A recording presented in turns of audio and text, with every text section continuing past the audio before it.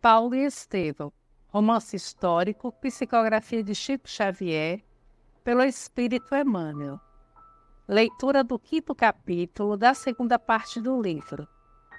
Lutas pelo Evangelho. O regresso de Paulo e Barnabé foi assinalado em Antioquia com imenso regozijo. A comunidade fraternal admirou, profundamente comovida, o feito dos irmãos que haviam levado a regiões tão pobres e distantes as sementes divinas da verdade do amor. Por muitas noites consecutivas, os recém-chegados apresentaram um relatório verbal de suas atividades, sem omitir um detalhe. A igreja antioquense vibrou de alegria e rendeu graças ao céu. Os 2 dedicados missionários haviam voltado em uma fase de grandes dificuldades para a instituição. Ambos perceberam-nas contristados. As contendas de Jerusalém estendiam-se a toda a comunidade de Antioquia. As lutas da circuncisão estavam acesas. Os próprios chefes mais eminentes estavam divididos pelas afirmativas dogmáticas.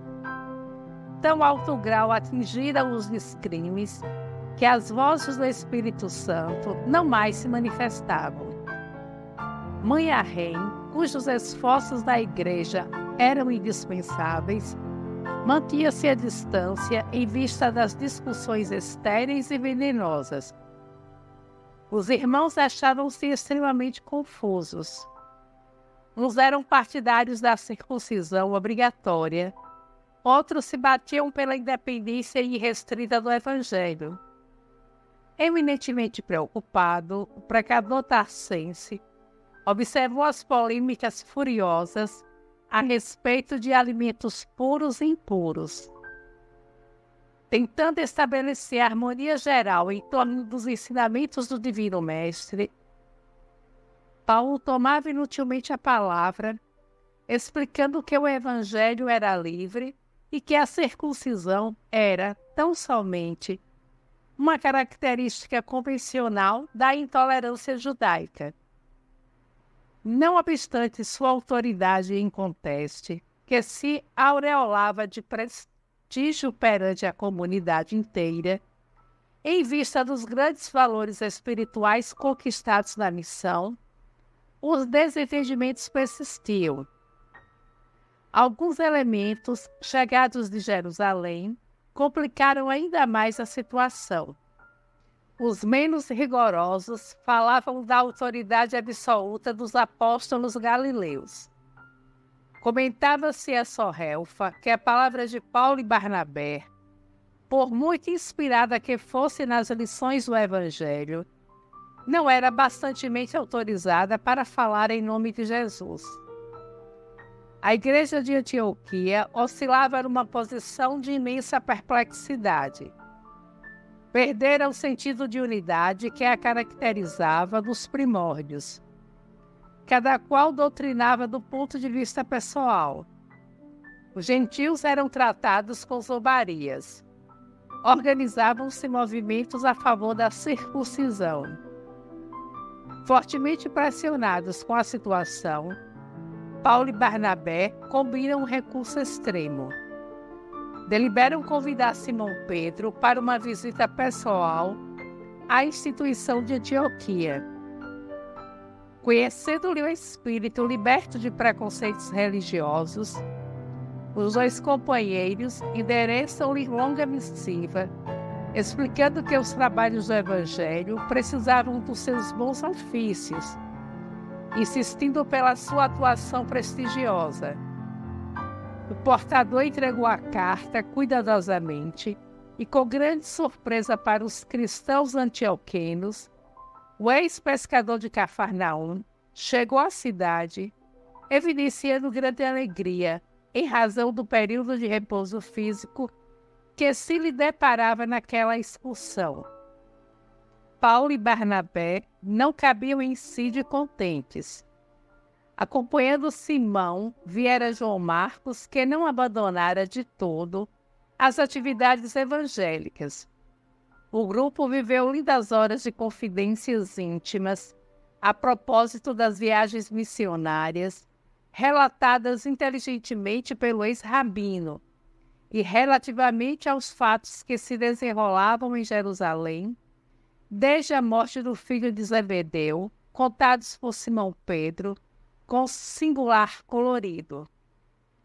Depois de bem informado da situação religiosa em Antioquia, o ex-pescador acrescentava: em Jerusalém, nossas lutas são as mesmas. De um lado, a igreja cheia de necessitados todos os dias. De outro, as perseguições sem tréguas. No centro de todas as atividades, permanece Tiago com as mais ríspidas exigências. Às vezes, sou tentada a lutar para restabelecer a liberdade dos princípios do Mestre. Mas como proceder? Quando a tempestade religiosa ameaça destruir o patrimônio que conseguimos oferecer aos aflitos do mundo, o farisaísmo esbarra na observância rigorosa do companheiro e é obrigado a paralisar a ação criminosa encetada desde muito tempo. Se trabalhar por suprimir-lhe a influência, estarei precipitando a instituição de Jerusalém no abismo da destruição pelas tormentas públicas da grande cidade. E o programa do Cristo? E os necessitados? Seria justo prejudicarmos os mais desfavorecidos por causa de um ponto de vista pessoal? E ante a atenção profunda de Paulo e Barnabé, o bondoso companheiro continuava: sabemos que Jesus não deixou uma solução direta ao problema dos incircuncisos, mas ensinou que não será pela carne que atingiremos o reino, e sim pelo raciocínio e pelo coração. Conhecendo, porém, a atuação do Evangelho na alma popular, o farisaísmo autoritário não nos perde de vista, e tudo em vida por exterminar a árvore do Evangelho, que vem desabrochando entre os simples e os pacíficos. É indispensável, pois, todo o cuidado de nossa parte, a fim de não causarmos prejuízos de qualquer natureza à planta divina. Os companheiros faziam largos gestos de aprovação, revelando sua imensa capacidade para nortear uma ideia e congraçar os numerosos prosélitos em divergência.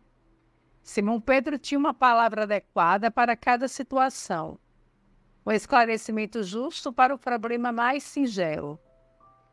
A comunidade antioquiana regozijava-se. Os gentios não ocultavam o júbilo que lhes ia na alma. O generoso apóstolo a todos visitava pessoalmente, sem distinção ou preferência. Antepunha sempre um bom sorriso às apreensões dos amigos, que receavam a alimentação impura, e costumava perguntar onde estavam as substâncias que não fossem abençoadas por Deus. Paulo acompanhava-lhe os passos, sem dissimular íntima satisfação. No louvável esforço de congraçamento, o apóstolo dos gentios fazia questão de levá-lo a todos os lugares onde houvesse irmãos perturbados pelas ideias da circuncisão obrigatória.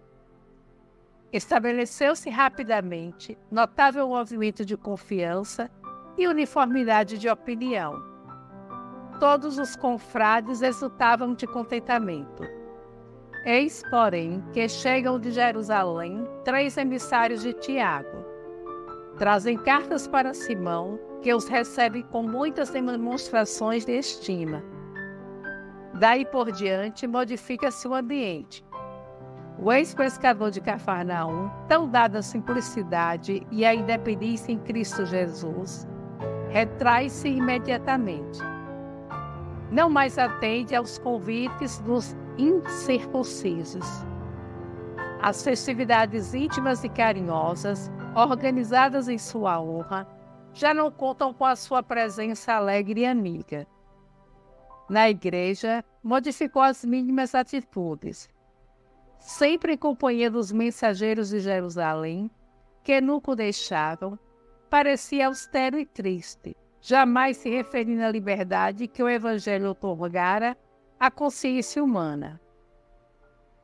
Paulo observou a transformação, tomado de profundo desgosto. Para o seu espírito habituado, de modo irrestrito, à liberdade de opinião, o fato era chocante e doloroso. Agravaram a circunstância de partir, justamente de um crente como Simão, altamente categorizado e respeitável em todos os sentidos. Como interpretar aquele procedimento em completo desacordo com o que se esperava? Ponderando a grandeza da sua tarefa junto dos gentios, a menor pergunta dos amigos nesse particular deixava-o confuso. Na sua paixão pelas atitudes francas, não era dos trabalhadores que conseguem esperar.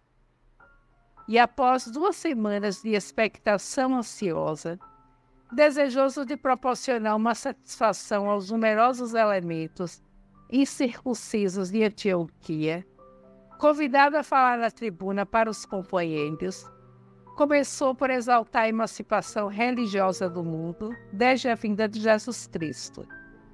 Passou em revista as generosas demonstrações que o Mestre dera aos publicanos e aos pecadores.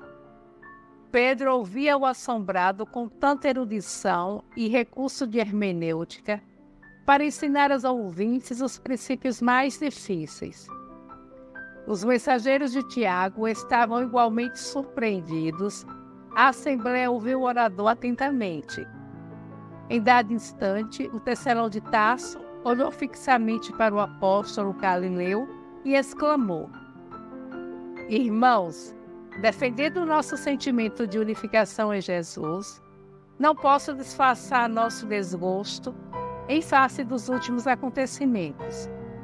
Quero referir-me à atitude do nosso hóspede muito amado, Simão Pedro, a quem deveríamos chamar mestre, se esse título não coubesse de fato e de direito ao nosso Salvador.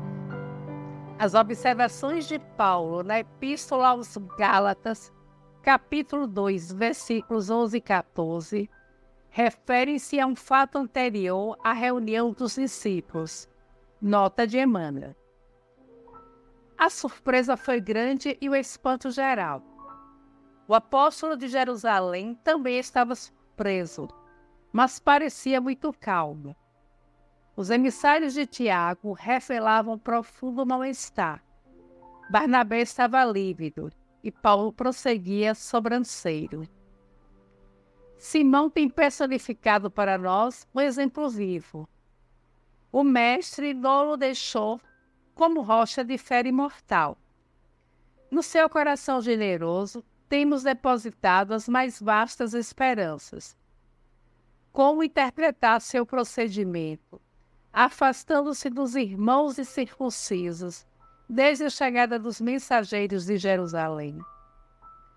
Antes disso, comparecia aos nossos serões íntimos, comia do pão de nossas mesas. Se assim procura esclarecer a questão abertamente, não é pelo desejo de escandalizar a quem quer que seja, mas porque só acredito no Evangelho livre de todos os preconceitos errôneos do mundo, considerando que a palavra do Cristo não está algemada aos interesses inferiores do sacerdócio de qualquer natureza. O ambiente carregara-se de nervosismo. Os gentios de Antioquia fitavam o orador, enternecidos e gratos. Os simpatizantes do farisaísmo, ao contrário, não escondiam seu rancor em face daquela coragem quase audaciosa. Nesse instante, de olhos inflamados por sentimentos indefiníveis, Barnabé tomou a palavra enquanto o orador fazia uma pausa e considerou: Paulo, somos que lamentam tua atitude neste passo. Com que direito poderás atacar a vida pura do continuador de Cristo Jesus? Isso inquiria ele em tom altamente comovedor, com a voz embargada de lágrimas. Paulo e Pedro eram seus melhores e mais caros amigos.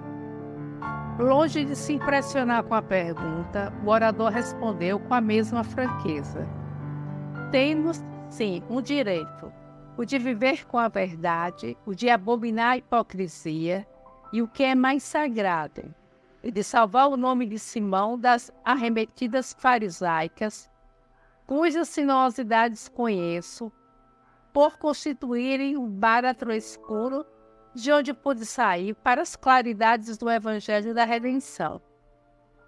A palestra do ex-rabino continuou rude e franca. De quando em quando, Barnabé surgia como à parte, tornando a contenda mais remida. Entretanto, em todo o curso da discussão, a figura de Pedro era a mais impressionante pela augusta serenidade do semblante tranquilo.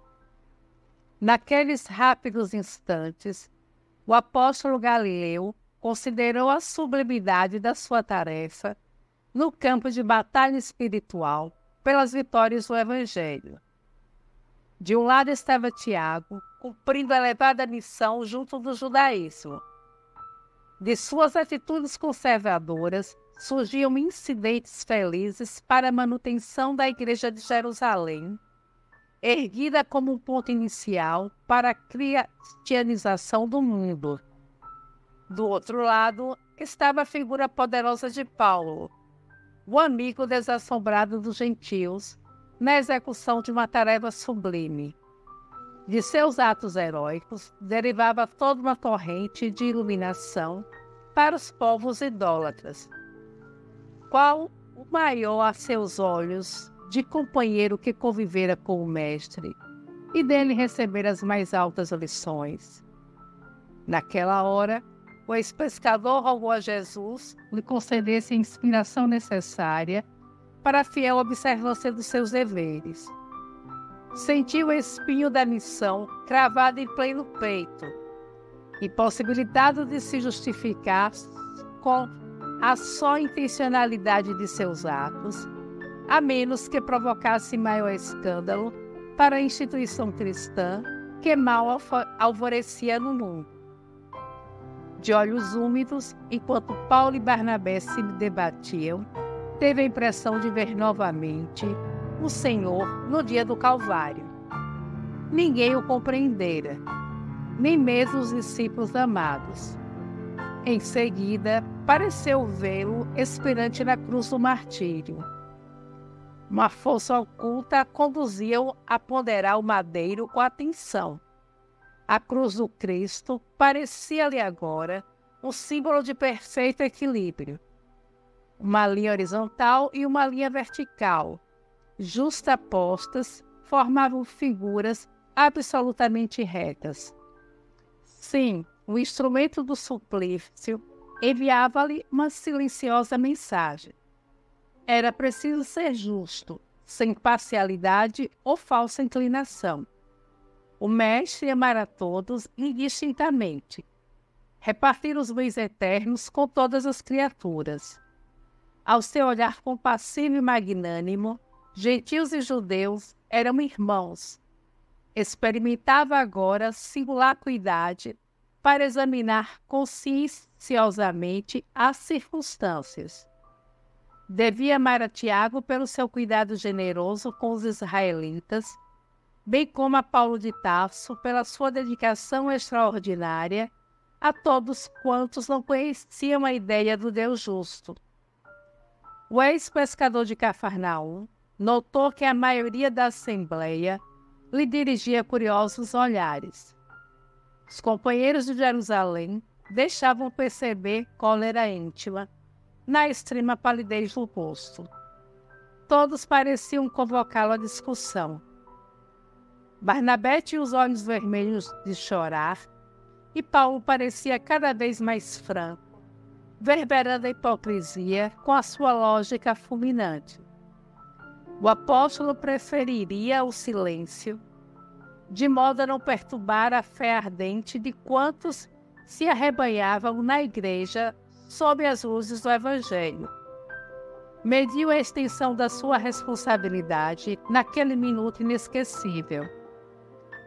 Inclinar-se-ia seria negar os valores do Cristo e perder suas obras. Inclinar-se para Tiago seria parcialidade. Dar absoluta razão aos argumentos de Paulo não seria justo. Procurou arregimentar na mente os ensinamentos do Mestre e lembrou a inovidável sentença: que desejasse ser o maior, fosse o servo de todos. Esse preceito proporcionou-lhe imenso consolo e grande força espiritual. A polêmica ia cada vez mais ardida. Extremavam-se os partidos. A Assembleia estava repleta de cochichos abafados. Era natural prever uma flagrante explosão.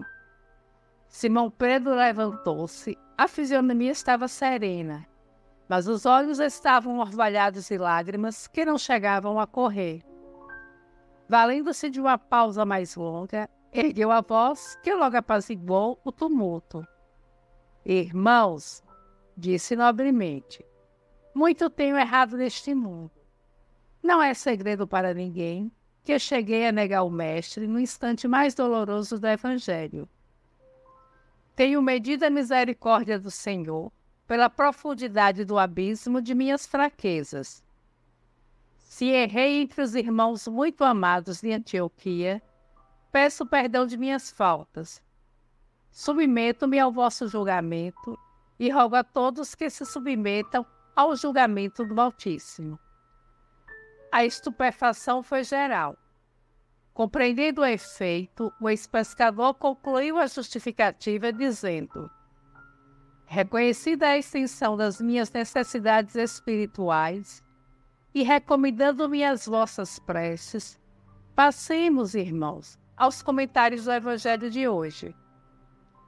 A assistência estava assombrada com o desfecho imprevisto. Esperava-se que Simão Pedro fizesse um longo discurso em represália. Ninguém conseguia recobrar-se da surpresa.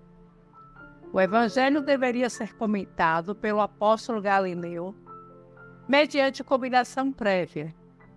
Mas o ex-pescador, antes de sentar-se de novo, exclamou muito sereno: peça ao nosso irmão Paulo de Tarso o obséquio de consultar e comentar as anotações de Levi. Não obstante o constrangimento natural, o ex-rabino considerou o elevado alcance daquele pedido, renovou no ápice todos os sentimentos extremistas do coração ardente e, num formoso improviso, falou da leitura dos pergaminhos da Boa Nova. A atitude ponderada de Simão Pedro salvara a igreja nascente. Considerando os esforços de Paulo e de Tiago no seu justo valor, evitava o escândalo e o tumulto no recinto do santuário. À custa de sua abnegação fraternal, o incidente passou quase impercebido na história da cristandade primitiva. Nem mesmo a referência leve de Paulo na Epístola aos Gálatas, a despeito da forma rígida, expressional do tempo, pode dar ideia do perigo iminente de escândalo que pairou sobre a instituição cristã naquele dia memorável. A reunião terminou sem novos atritos. Simão aproximou-se de Paulo e felicitou pela beleza e eloquência do discurso. Fez questão de voltar ao incidente para versá-lo com referências amistosas. O problema do gentilismo, dizia ele, merecia de fato muito interesse. Como deserdar das luzes do Cristo, o que havia nascido distante das comunidades judaicas, se o próprio Mestre afirmara que os discípulos chegariam do Ocidente e do Oriente? A palestra suave e generosa reaproximou Paulo e Barnabé, enquanto o ex-pescador discorria intencionalmente, acalmando os ânimos. O ex-doutor da lei continuou a defender sua tese com a argumentação sólida. constrangido a princípio em face da benevolência do Galileu, expandiu-se naturalmente, readquirindo a serenidade íntima. O problema era complexo. Transportar o Evangelho para o judaísmo não seria asfixiar-lhes as possibilidades divinas? Perguntava Paulo, firmando seu ponto de vista. Mas, e o esforço milenário dos judeus? Interrogava Pedro, advertindo que, a seu ver, se Jesus afirmara sua missão como o exato cumprimento da lei, não era possível afastar-se a nova da antiga revelação. Proceder de outro modo seria arrancar do tronco vigoroso um galho verdejante destinado a frutecer. Examinando aqueles argumentos ponderosos, Paulo de Tarso lembrou então que seria razoável promover em Jerusalém uma assembleia dos correligionários mais dedicados para ventilar o assunto com maior amplitude. Os resultados, a seu ver, seriam benéficos por apresentarem uma norma justa de ação, sem margem a sofismas tão de gosto e hábito farisaicos. Como alguém que se sentisse muito alegre por encontrar a chave de um problema difícil, Simão Pedro anuiu de bom grado a proposta, assegurando interessar-se para que a reunião se fizesse quanto antes. Intimamente, considerou que seria ótima oportunidade para os discípulos de Antioquia observarem as dificuldades crescentes em Jerusalém. À noite, todos os irmãos compareceram à igreja para as despedidas de Simão e para as preces habituais. Pedro orou com santificado fervor e a comunidade sentiu-se envolvida em benéficas vibrações de paz. O incidente a todos deixara tal ou qual perplexidade, mas as atitudes prudentes e afáveis do pescador conseguiram manter a coesão geral em torno do Evangelho para a continuação das tarefas santificantes. Depois de observar a plena reconciliação de Paulo e Barnabé, Simão Pedro regressou a Jerusalém com os mensageiros de Tiago. Em Antioquia, a situação continuou instável. As discussões estéreis prosseguiam acesas. A influência judaizante combatia a gentilidade e os cristãos livres opunham resistência formal ao convencionalismo preconceituoso. O ex-rabino, entretanto, não descansava. Convocou reuniões nas quais esclareceu as finalidades da Assembleia que Simão lhes prometera em Jerusalém na primeira oportunidade. Combatente ativo, multiplicou as energias próprias na sustentação da independência do cristianismo e prometeu publicamente que traria cartas da Igreja dos Apóstolos Galileus que garantissem a posição dos gentios na doutrina consoladora de Jesus, alijando-se as imposições absurdas no caso da circuncisão. Suas providências e promessas acendiam novas lutas. Os observadores rigorosos dos preceitos antigos duvidavam de semelhantes concessões por parte de Jerusalém. Paulo não desanimou. Intimamente, idealizava sua chegada à Igreja dos Apóstolos. Passava em revista, na imaginação superexcitada, toda a argumentação poderosa a empregar e via-se vencedor na questão que se delineava a seus olhos como de essencial importância para o futuro do Evangelho. Procuraria mostrar a elevada capacidade dos gentios para o serviço de Jesus. Contaria os êxitos obtidos na longa excursão de mais de 4 anos, através das regiões pobres e quase desconhecidas, onde a gentilidade havia recebido as notícias do mestre com intenso júbilo e compreensão muito mais elevada que a dos seus irmãos de raça. Alargando os projetos generosos, deliberou levar em sua companhia o jovem Tito, que, embora oriundo das fileiras pagãs, e não obstante contar 20 anos incompletos, representava na igreja de Antioquia uma das mais lúcidas inteligências a serviço do Senhor. Desde a vida de Tasso, Tito afeiçoara-se-lhe como um irmão generoso. Notando-lhe a índole laboriosa, Paulo ensinara-lhe o ofício de tapeceiro e fora ele o seu substituto na tenda humilde por todo o tempo que durou a primeira missão. O rapaz seria um expoente do poder renovador do Evangelho. Certamente, quando falasse na reunião, surpreenderia os mais doutos com seus argumentos de alto teor exegético. Acariciando as esperanças, Paulo de Tarso tomou todas as providências para que o êxito de seus planos não falhasse. Ao fim de 4 meses, um emissário de Jerusalém trazia a esperada notificação de Pedro referente à Assembleia.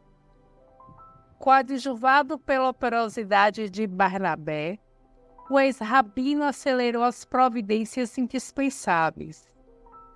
Na véspera de partir, subiu à tribuna e renovou a promessa das concessões esperadas pelo gentilismo, insensível ao sorriso irônico que alguns israelitas disfarçavam cautelosamente. Na manhã imediata, a pequena caravana partiu. Compunha-na Paulo e Barnabé, Tito e mais 2 irmãos que os acompanhavam em caráter de auxiliares. Fizeram uma viagem vagarosa, escalando em todas as aldeias, para as pregações da Boa Nova, disseminando curas e consolações. Depois de muitos dias, chegaram a Jerusalém, onde foram recebidos por Simão com inexcedível contentamento. Em companhia de João, o generoso apóstolo ofereceu-lhes fraternal acolhida. Ficaram todos no departamento em que se localizavam numerosos necessitados e doentes. Paulo e Barnabé examinaram as modificações introduzidas na casa. Outros pavilhões, embora humildes, estendiam-se além, cobrindo não pequena área. Os serviços aumentaram, explicava Simão bondosamente. Os enfermos que nos batem às portas multiplicam-se todos os dias. Foi preciso construir novas dependências. A fileira de catres parecia não ter fim. Aleijados e velhinhos distraíam-se ao sol, entre as árvores amigas do quintal. Paulo estava admirado com a amplitude das obras. Daí a pouco, Tiago e outros companheiros vinham saudar os irmãos da instituição antioquense. O ex-rabino fixou o apóstolo que chefiava as pretensões do judaísmo. O filho de Alfeu aparecia-lhe, agora radicalmente transformado. Suas feições eram de um mestre de Israel, com todas as características indefiníveis dos hábitos farisaicos. Não sorria. Os olhos deixavam perceber uma presunção de superioridade que raiava pela indiferença. Seus gestos eram medidos como os de um sacerdote do templo nos atos cerimoniais. O tecelão de Tasso tirou suas ilações íntimas e esperou a noite em que se iniciariam as discussões preparatórias. A claridade de algumas tochas sentavam-se em torno de extensa mesa diversos personagens que Paulo não conhecia. Eram novos cooperadores da Igreja de Jerusalém, explicava Pedro com bondade. O ex-rabino e Barnabé não tiveram boa impressão à primeira vista. Os desconhecidos assemelhavam-se a figuras do sinédrio na sua posição hierárquica e convencional. Chegados ao recinto, o convertido de Damasco experimentou sua primeira decepção. Observando que os representantes de Antioquia se faziam acompanhar por um jovem, Tiago adiantou-se e perguntou: Irmãos, é justo saibamos quem é o rapaz que trazeis a este cenáculo discreto. Nossa preocupação é fundamentada nos preceitos da tradição, que manda examinar a procedência da juventude, a fim de que os serviços de Deus não sejam perturbados. Este é o nosso valoroso colaborador de Antioquia, explicou Paulo, entre orgulhoso e satisfeito. Chama-se Tito e representa uma de nossas grandes esperanças na seara de Jesus Cristo. O apóstolo fixou-se em surpresa e tornou a perguntar: é filho do povo eleito? É descendente de gentios, afirmou o ex-rabino quase com altivez. Circuncidado? Interrogou o filho de Alfeu ciosamente. Não. Este não de Paulo foi dito com tal ou qual enfado. As exigências de Tiago enervavam-no. Ouvindo a negativa, o apóstolo Galileu esclareceu em tom firme: penso então que não será justo admiti-lo na Assembleia, visto não ter ainda cumprido todos os preceitos. Apelamos para Simão Pedro, disse Paulo convicto. Tito é representante de nossa comunidade. O ex-pescador de Cafarnaum estava lívido. Colocado entre os dois grandes representantes do judaísmo e da gentilidade, tinha que decidir testamento o impasse inesperado. Como sua intervenção direta demorasse alguns minutos, o terceirão Tassense continuou. Aliás, a reunião deverá resolver estas questões palpitantes, a fim de que se estabeleçam os direitos legítimos dos gentios.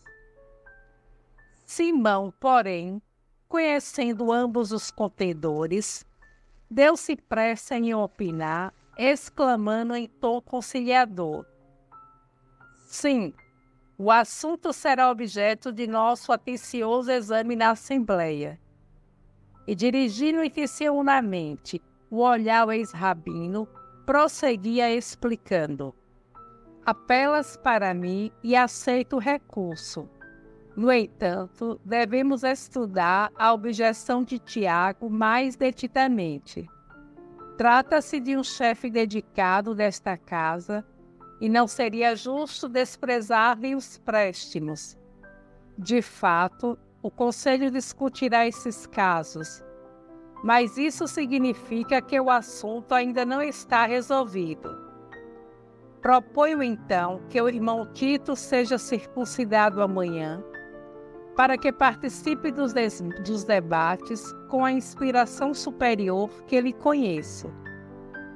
E tão só com essa providência os horizontes ficarão necessariamente aclarados para a tranquilidade de todos os discípulos do Evangelho. A sutileza do argumento removeu os empecilhos. Se não agradou a Paulo, satisfez a maioria e, regressando o jovem de Antioquia para o interior da casa, a Assembleia começou pelas discussões preliminares. O ex-rabino estava taciturno e abatido. A atitude de Tiago, os novos elementos estranhos ao Evangelho, que teriam de votar na reunião, o gesto conciliador de Simão Pedro, desgostavam-no profundamente. Aquela imposição, no caso de Tito, figurava-se-lhe um crime. Tinha ímpetos de regressar a Antioquia, acusar de hipócritas e sepulcros caiados os irmãos judaizantes. Mas as cartas de emancipação que havia prometido aos companheiros da gentilidade, não seria mais conveniente recalcar seus melindres feridos por amor aos irmãos de ideal? Não seria mais justo aguardar deliberações definitivas e humilhar-se? A lembrança de que os amigos contavam com as suas promessas acalmou-o. Profundamente desapontado, convertido de Damasco, acompanhou atento os primeiros debates. As questões iniciais davam ideias das grandes modificações que procuravam introduzir no Evangelho do Mestre. Um dos irmãos presentes chegava a ponderar que os gentios deviam ser considerados como o gado do povo de Deus, bárbaros que importava submeter à força, a fim de serem empregados nos trabalhos mais pesados dos escolhidos. Outro indagava se os pagãos eram semelhantes aos outros homens convertidos a Moisés ou a Jesus. Um velho de feições rígidas chegava ao despautério de afiançar que o homem só vingava completar-se depois de circunciso. À margem da gentilidade, outros temas fúteis vinham à baila. Houve que lembrasse que a Assembleia devia regular os deveres concernentes aos alimentos impuros, bem como sobre o processo mais adequado à ablução das mãos. Tiago argumentava e discorria como profundo conhecedor de todos os preceitos. Pedro ouvia com grande serenidade. Nunca respondia quando a tese assumiu o caráter de conversação e aguardava momento oportuno para manifestar-se. Somente tomou atitude mais enérgica quando um dos componentes do conselho pediu para que o Evangelho de Jesus fosse incorporado ao livro dos profetas, ficando subordinado à lei de Moisés para todos os efeitos. Foi a primeira vez que Paulo de Tarso notou o ex-pescador intransigente e quase rude, explicando o absurdo de semelhante sugestão. Os trabalhos foram paralisados alta noite, em fase de pura preparação. Tiago recolheu os pergaminhos com anotações, orou de joelhos e a assembleia dispersou-se para a nova reunião no dia imediato. Simão procurou a companhia de Paulo e Barnabé para dirigir-se aos aposentos de repouso. O tecelão de Tarso estava consternado. A circuncisão de Tito surgia-lhe como derrota dos seus princípios intransigentes. Não se conformava, fazendo sentir ao ex-pescador a extensão de suas contrariedades. Mas que venha a ser tão pequena concessão? Interrogava o apóstolo de Cafarnaum, sempre afável, em face do que pretendemos realizar. Precisamos de ambiente pacífico para esclarecer o problema da obrigatoriedade da circuncisão. Não firmaste compromisso com o gentilismo de Antioquia? Paulo recordou a promessa que fizera aos irmãos e concordou. Sim, é verdade. Reconheçamos, pois, a necessidade de muita calma para chegar a soluções precisas. As dificuldades, neste sentido, não prevalecem tão só para a Igreja Antioquiana. As comunidades de Cesareia, de Jope, bem como de outras regiões, encontram-se atormentadas por esses casos transcendentes. Bem sabemos que todas as cerimônias externas são de evidente inutilidade para a alma, mas, tendo em vista os princípios respeitáveis do judaísmo, não podemos declarar guerra de morte às suas tradições de um momento para outro. Será justo lutar com muita prudência, sem ofender rudemente a ninguém. O ex-rabino escutou as admoestações do apóstolo e, recordando as lutas a que ele próprio assistira no ambiente farisaico, pôs-se a meditar silenciosamente. Mais alguns passos e atingiram a sala transformada em dormitório de Pedro e João. Entraram. Enquanto Barnabé e o filho de Zebedeu se entregavam à animada palestra, Paulo sentou-se ao lado do ex-pescador, mergulhando-se em profundos pensamentos. Depois de alguns instantes, o ex-doutor da lei, saindo da sua abstração, chamou Pedro murmurando: "Custa-me concordar com a circuncisão de Tito, mas não vejo outro recurso." Atraídos por aquela confissão, Barnabé e João puseram-se também a ouvi-lo atentamente, mas, curvando minha providência, continuou com inexcedível franqueza: "Não posso deixar de reconhecer no fato uma das mais altas demonstrações de fingimento. Concordarei naquilo que não aceito de modo algum. Quase me arrependo de ter assumido compromissos com os nossos amigos de Antioquia. Não supunha que a política abominável das sinagogas houvesse invadido totalmente a igreja de Jerusalém. O filho de Zebedeu, fixou no convertido de Damasco, os olhos muito lúcidos, ao passo que Simão respondia serenamente: "A situação é, de fato, muito delicada, principalmente depois do sacrifício de alguns companheiros mais amados e prestimosos. As dificuldades religiosas em Jerusalém multiplicam-se todos os dias." E, vagueando o olhar pelo aposento, como se quisesse traduzir fielmente o seu pensamento, continuou: "Quando se agravou a situação, cogitei da possibilidade de me transferir para outra comunidade. Em seguida, pensei em aceitar a luta e reagir. Mas, uma noite, tão bela como esta, orava eu neste quarto, quando percebi a presença de alguém que se aproximava devagarinho.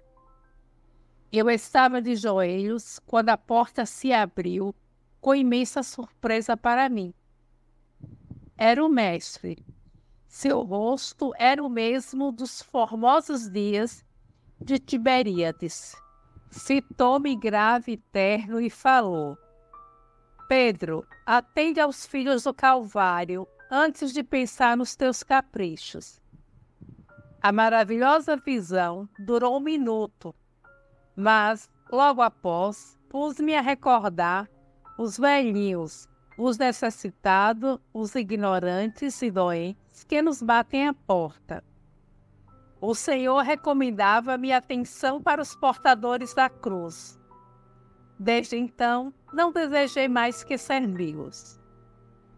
O apóstolo tinha os olhos úmidos e Paulo sentia-se bastante pressionado, pois lembrava que ouvira a expressão "filhos do Calvário" dos lábios espirituais de Abigail, quando da sua gloriosa visão, no silêncio da noite, ao aproximar-se de Tarso. Com efeito, grande é a luta, concordou o convertido de Damasco, parecendo mais tranquilo. E mostrando-se convicto da necessidade de examinar o realismo da vida comum, não obstante a beleza das prodigiosas manifestações do plano invisível, voltou a dizer: entretanto, precisamos encontrar um meio de libertar as verdades evangélicas do convencionalismo humano. Qual a razão principal da preponderância farisaica na igreja de Jerusalém? Simão Pedro esclareceu sem rebuços. As maiores dificuldades giram em torno da questão monetária. Esta casa alimenta mais de 100 pessoas diariamente, além dos serviços de assistência aos enfermos, aos órfãos e aos desamparados. Para a manutenção dos trabalhos, são indispensáveis muita coragem e muita fé, porque as dívidas contraídas com os socorredores da cidade são inevitáveis. Mas os doentes, interrogou Paulo atencioso, não trabalham depois de melhorados? Sim, explicou o apóstolo. Organizei serviços de plantação para os restabelecidos e impossibilitados de se ausentarem logo de Jerusalém. Com isso, a casa não tem necessidade de comprar hortaliças e frutas. Quanto aos melhorados, vou tomando o encargo de enfermeiros dos mais desfavorecidos da saúde. Essa providência permitiu a dispensa de 2 homens remunerados que nos auxiliavam na assistência aos loucos incuráveis ou de cura mais difícil.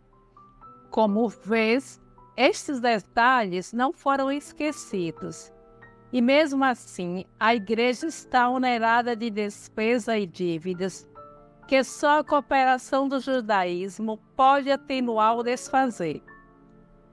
Paulo compreendeu que Pedro tinha razão.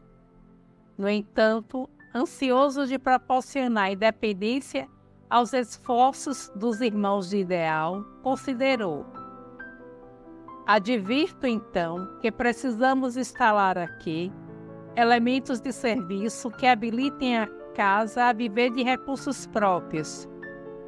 Os órfãos, os velhos e os homens aproveitáveis poderão encontrar atividades além dos trabalhos agrícolas e produzir alguma coisa para a renda indispensável. Cada qual trabalharia de conformidade com as próprias forças, sob a direção dos irmãos mais experimentados. A produção do serviço garantiria a manutenção geral. Como sabemos, onde há trabalho há riqueza, e onde há cooperação há paz. É o único recurso para emancipar a igreja de Jerusalém das imposições do farisaísmo, cujas artimanhas conheço desde o princípio de minha vida. Pedro e João estavam maravilhados. A ideia de Paulo era excelente. Vinha ao encontro de suas preocupações ansiosas pelas dificuldades que pareciam não ter fim. O projeto é extraordinário, disse Pedro, e viria a resolver grandes problemas de nossa vida. O filho de Zebedeu, que tinha os olhos radiantes de júbilo, atacou por sua vez o assunto, objetando: mas o dinheiro, onde encontrar os fundos indispensáveis ao grandioso empreendimento? O ex-rabino entrou em profunda meditação e esclareceu: o mestre auxiliará nos nossos bons propósitos. Barnabé e eu empreendemos longa excursão a serviço do Evangelho e vivemos em todo o seu transcurso a expensas do nosso trabalho. Eu tecelão, ele oleiro, em atividade provisória nos lugares onde passamos. Realizada a primeira experiência, poderíamos voltar agora às mesmas regiões e visitar outras, pedindo recursos para a Igreja de Jerusalém. Provaríamos nosso desinteresse pessoal, vivendo à custa de nosso esforço, e recolheríamos as dádivas por toda parte, conscientes de que, se temos trabalhado pelo Cristo, será justo também pedirmos por amor ao Cristo. A coleta viria estabelecer a liberdade do Evangelho em Jerusalém, porque representaria o material indispensável a edificações definitivas no plano do trabalho remunerador. Estava esboçado assim o programa que o generoso apóstolo da gentilidade haveria de submeter-se pelo resto de seus dias. No seu desempenho, teria de sofrer as mais cruéis acusações, mas, no santuário do seu coração, devotado e sincero, Paulo, de par com os grandiosos serviços apostólicos, levaria a coleta em favor de Jerusalém até o fim da sua existência terrestre. Ouvindo-lhe os planos, Simão levantou-se e abraçou-o, dizendo comovido: Sim, meu amigo, não foi em vão que Jesus te buscou pessoalmente às portas de Damasco. Fato pouco vulgar na sua vida, Paulo tinha os olhos rasos de pranto. Fitou o ex-pescador de modo significativo, considerando intimamente suas dívidas de gratidão ao Salvador, e murmurou: Não farei mais que o meu dever. Nunca poderei olvidar que Estevão saiu dos cátares desta casa, os quais já serviram igualmente a mim próprio. Todos estavam extremamente sensibilizados. Barnabé comentou a ideia com entusiasmo e enriqueceu o plano de numerosos pormenores. Nessa noite, os dedicados discípulos do Cristo sonharam com a independência do Evangelho em Jerusalém, com a emancipação da Igreja, isenta das absurdas imposições da sinagoga. No dia imediato, procedeu-se solenemente à circuncisão de Tito, sob a direção cuidadosa de Tiago e com a profunda repugnância de Paulo de Tarso. As assembleias noturnas continuaram por mais de uma semana. Nas primeiras noites, preparando o terreno para advogar abertamente a causa da gentilidade, o ex-pescador de Cafarnaum solicitou aos representantes de Antioquia expusessem a impressão das visitas aos pagãos de Chipre, Panfilha, Pisídia e Licaônia. Paulo, fundamente contrariado com as exigências aplicadas a Tito, pediu a Barnabé falasse em seu nome. O ex-levita de Chipre fez extenso relato de todos os acontecimentos, provocando imensa surpresa a quantos lhe ouviam as referências ao extraordinário poder do Evangelho, entre aqueles que ainda não haviam esposado uma crença pura. Em seguida, atendendo ainda a observações de Paulo, Tito falou, profundamente comovido, com a interpretação dos ensinamentos do Cristo e mostrando possuir formosos dons de profecia, fazendo-se admirar pelo próprio Tiago, que o abraçou mais de uma vez. Ao termo dos trabalhos, discutia-se ainda a obrigatoriedade da circuncisão para os gentios. O ex-rabino seguia os debates, silencioso, admirando o poder de resistência e tolerância de Simão Pedro.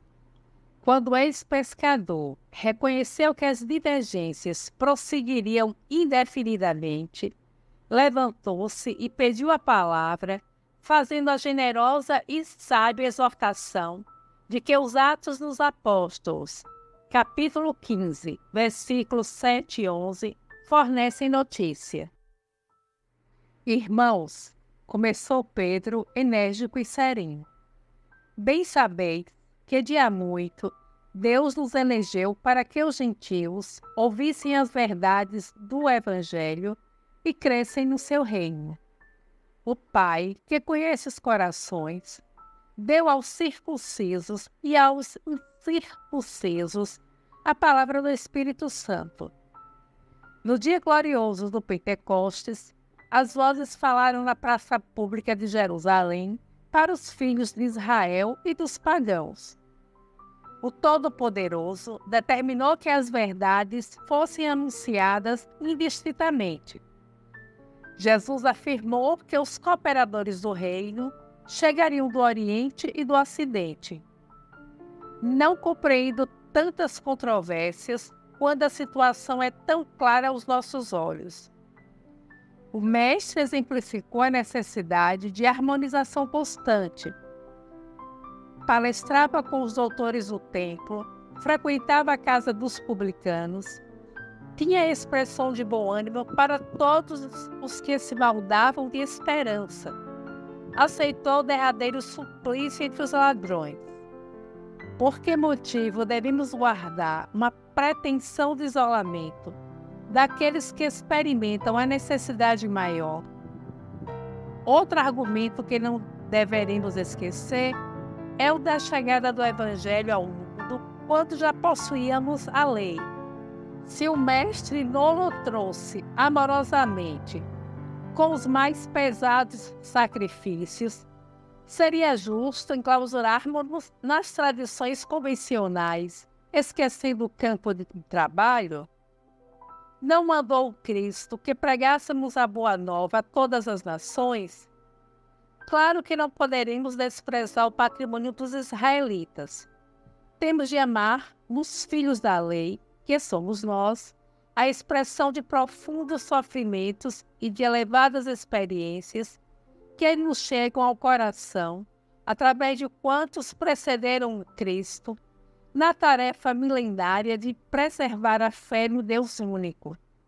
Mas esse reconhecimento deve inclinar nossa alma para o esforço na redenção de todas as criaturas.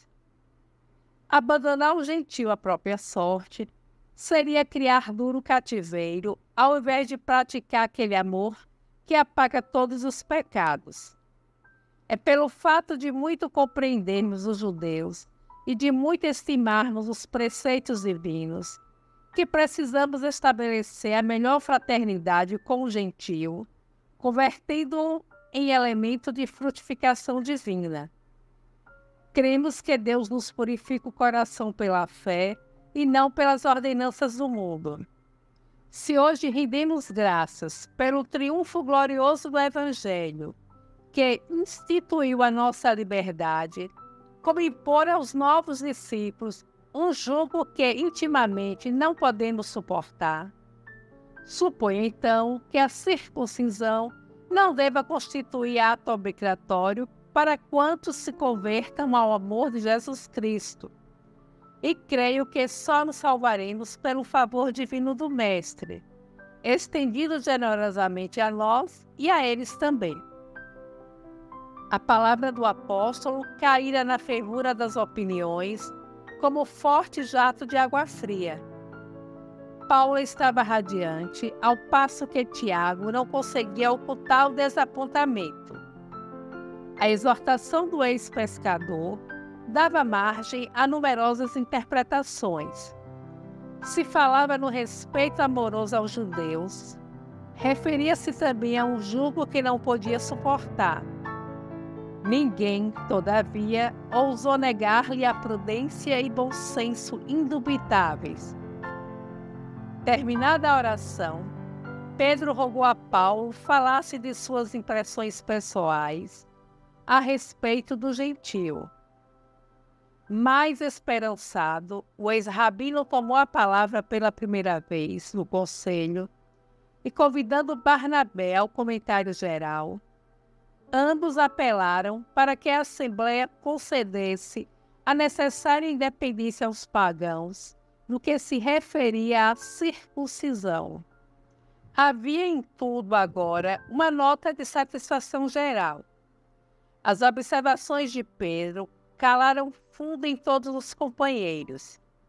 Foi então que Tiago tomou a palavra e, vendo-se quase só no seu ponto de vista, esclareceu que Simão fora muito bem inspirado no seu apelo, mas pediu 3 emendas para que a situação ficasse bem esclarecida.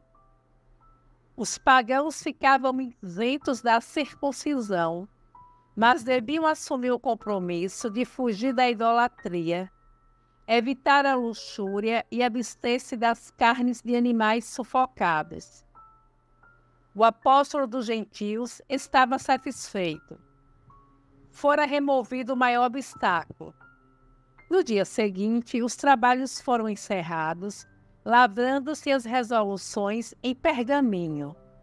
Pedro providenciou para que cada irmão levasse consigo uma carta, como prova das deliberações, em virtude da solicitação de Paulo, que desejava exibir o documento como mensagem de emancipação da gentilidade.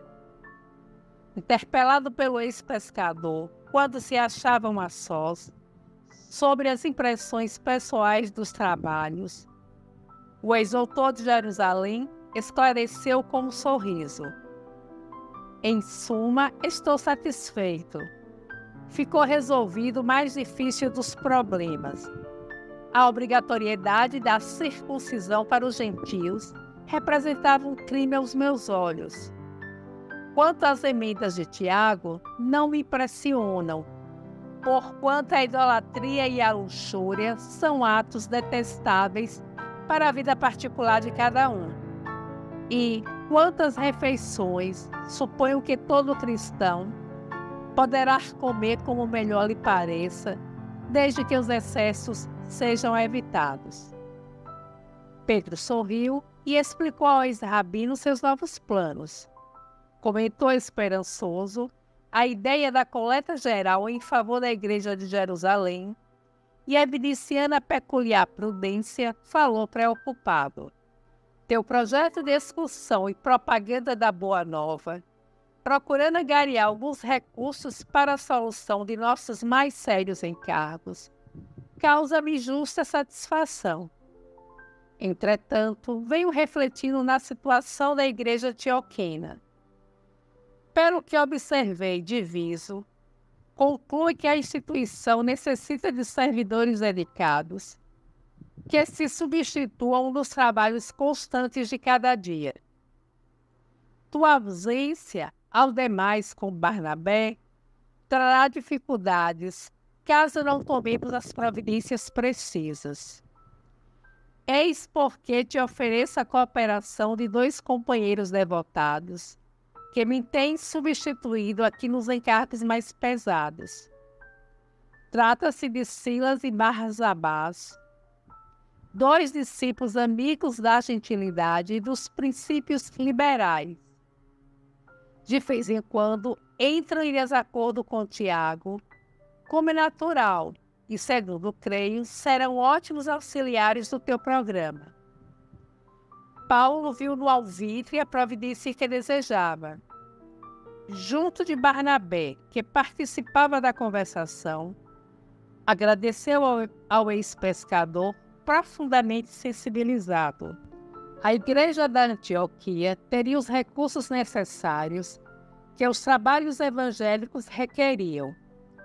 A medida proposta era-lhe muito grata, mesmo porque, desde logo, tivera por Silas grande simpatia, presumindo nele um companheiro leal, expedito e dedicado.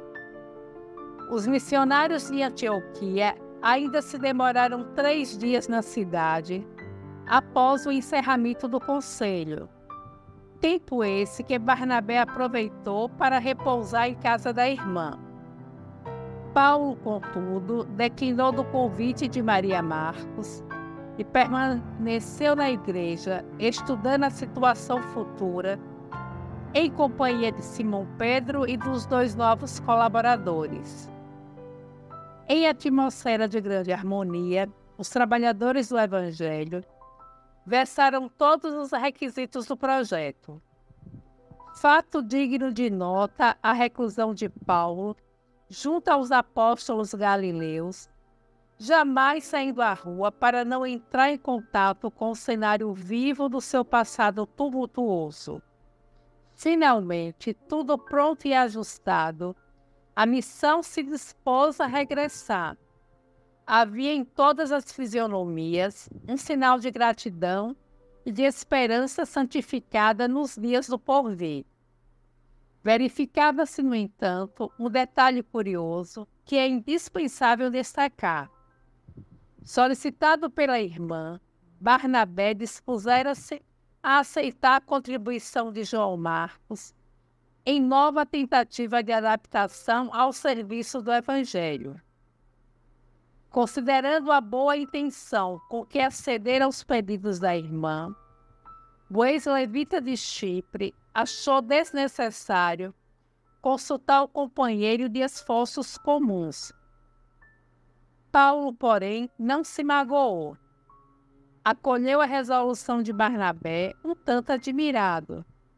Abraçou o jovem afetuosamente e esperou que o discípulo de Pedro se pronunciasse quanto ao futuro.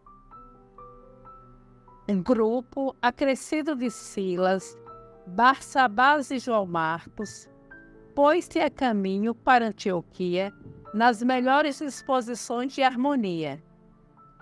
Revezando-se na tarefa de pregação das verdades eternas, anunciavam o reino de Deus e faziam curas por onde passavam.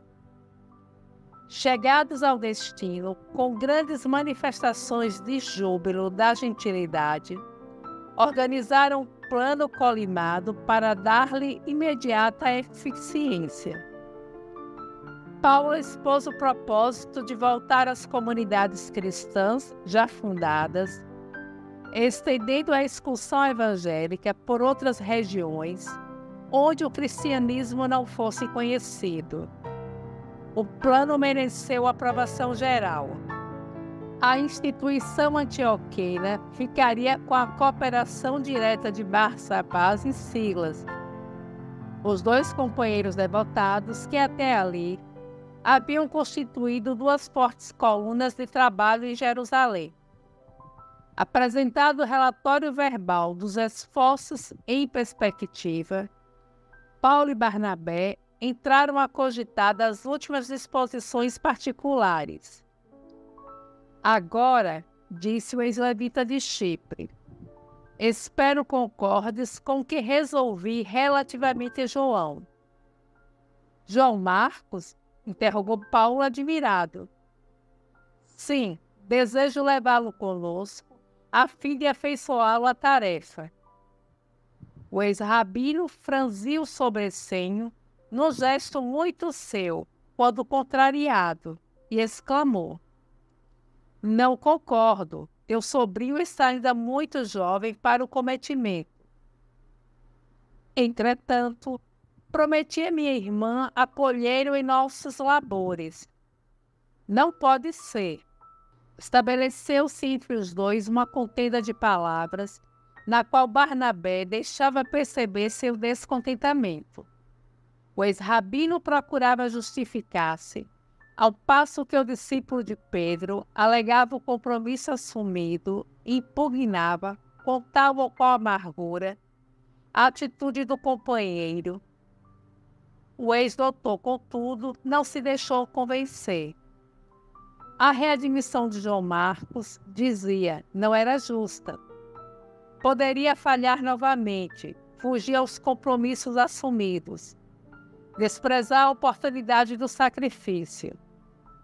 Lembrava as perseguições de Antioquia, de Pisídia, as enfermidades inevitáveis, as dores morais experimentadas em Icônio, o apedrejamento cruel na praça de Listra. Acaso o rapaz estaria preparado em tão pouco tempo para compreender o alcance de todos esses acontecimentos, em que a alma era compelida a regozijar-se com o testemunho? Barnabé estava magoado, de olhos úmidos. Afinal, disse em tom comovedor: Nenhum desses argumentos me convence e me esclarece em consciência. Primeiramente, não vejo por que desfazer nossos laços afetivos. O ex-rabino não o deixou terminar e concluiu: isso nunca. Nossa amizade está muito acima destas circunstâncias. Nossos elos são sagrados. Pois bem, acentuou Barnabé, como interpretar então tua recusa? Por que negarmos ao rapaz uma nova experiência de trabalho regenerativo? Não será falta de caridade desprezar um ensejo talvez providencial? Paulo fixou demoradamente o amigo e acrescentou: minha intuição, neste sentido, é diversa da tua. Quase sempre, Barnabé, a amizade a Deus é incompatível com a amizade ao mundo. Levantando-nos para a execução fiel do dever, as nações do mundo se levantam contra nós. Parecemos maus e ingratos. Mas, ouve-me, ninguém encontrará fechadas as portas da oportunidade, porque é o Todo-Poderoso que nos abre. A ocasião é a mesma para todos, mas os campos devem ser diferentes. No trabalho propriamente humano, as experiências podem ser renovadas todos os dias. Isso é justo. Mas considero que, no serviço do Pai, se interrompemos a tarefa começada, é sinal de que ainda não temos todas as experiências indispensáveis ao homem completo. Se a criatura ainda não sabe todas as noções mais nobres, relativas à sua vida e deveres terrestres, como consagrar-se com êxito ao serviço divino? Naturalmente que não podemos ajuizar se este ou aquele já terminou o curso de suas demonstrações humanas e que, de hoje por diante, esteja apto ao serviço evangelho, porque, neste particular, cada um se revelará por si. Creio mesmo que teu sobrinho atingirá essa posição com mais algumas lutas.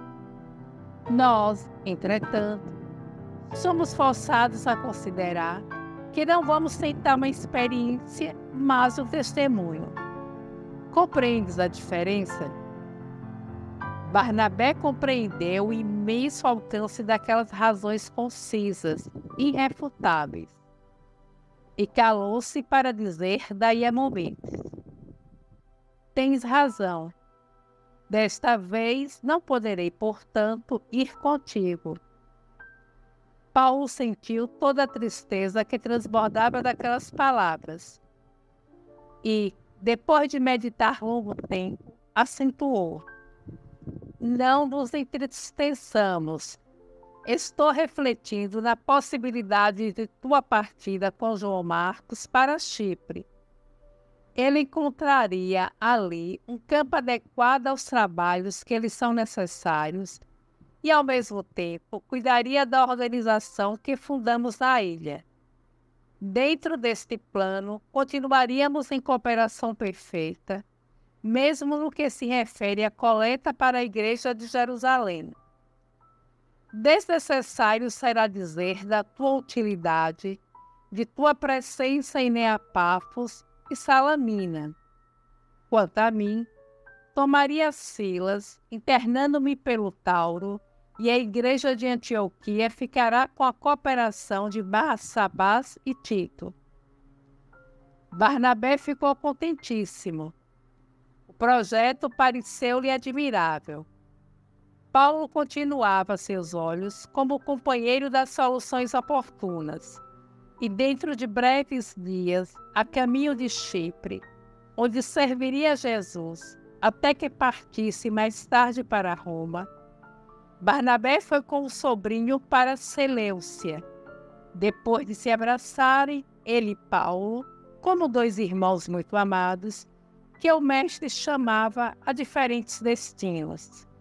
Compartilhe os vídeos para que outras pessoas impossibilitadas de ler, por quaisquer motivos, tenham a oportunidade de ouvir e conhecer esses maravilhosos ensinamentos.